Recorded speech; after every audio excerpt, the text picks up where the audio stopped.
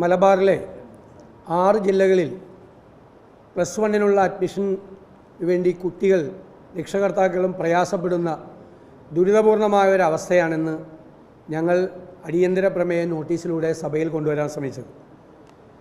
കഴിഞ്ഞ തുടർച്ചയായി 2-3 വർഷക്കാലം ആയി നിയമസഭയിൽ ഇത് കൊണ്ടുവരികയും നിയമസഭയ്ക്കകത്തും പുറത്തും സമരങ്ങൾ നടത്തി പ്രക്ഷോഭങ്ങൾ നടത്തുകയും ചെയ്തിട്ടും ഈ ഒരു വിഷയത്തിന് ശാശ്വതമായൊരു പരിഹാരമുണ്ടാക്കാൻ സർക്കാർ ശ്രമിക്കുന്നില്ല. സർക്കാർ വെബ്സൈറ്റിൽ തന്നെ വളരെ വ്യക്തമാണ്, ഈ 6 ജില്ലകളിൽ മലപ്പുറം ഉൾപ്പെടെയുള്ള മലബാറിലെ 6 ജില്ലകളിൽ പാസ്സായ കുട്ടികളുടെ എണ്ണം, +1 അഡ്മിഷന് എലിജിബിലിറ്റിയുള്ള കുട്ടികളുടെ എണ്ണവും അവിടെയുള്ള മൊത്തം സീറ്റുകളുടെ എണ്ണവും തമ്മിൽ വലിയ വ്യത്യാസമുണ്ട്. 10,000-കണക്കിന് സീറ്റുകളുടെ വ്യത്യാസമുണ്ട്.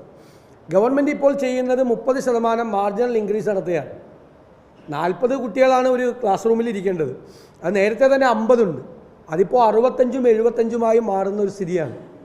അപ്പോൾ ക്ലാസ് അതിൻ്റെ ഒരു ക്വാളിറ്റി നഷ്ടപ്പെടുകയാണ്.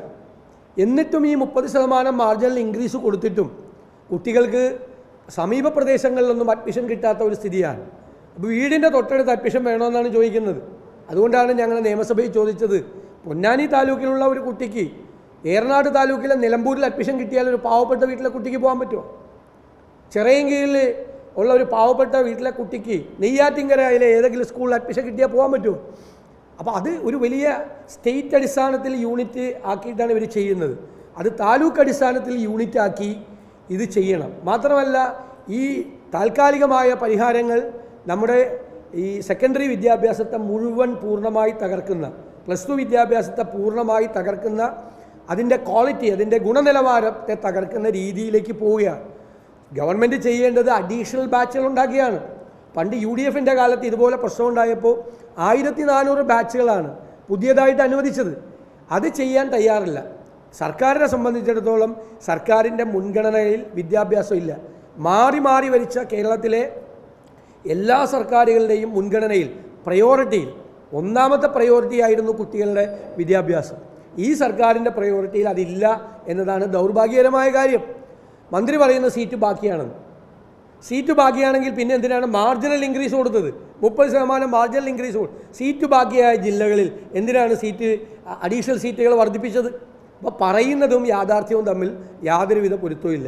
പണം ചെലവാക്കാൻ തയ്യാറല്ല, സാമ്പത്തികമായ ബുദ്ധിമുട്ടുണ്ട്. മറ്റ് കാര്യങ്ങൾക്ക്, അനാവശ്യമായ കാര്യങ്ങൾക്ക് പണം ചെലവാക്കുന്ന സർക്കാർ വിദ്യാഭ്യാസ കാര്യങ്ങളിൽ ശ്രദ്ധിക്കാതെ പോകുന്നു. +2 വിദ്യാഭ്യാസം വളരെ നിർണായകമാണ്.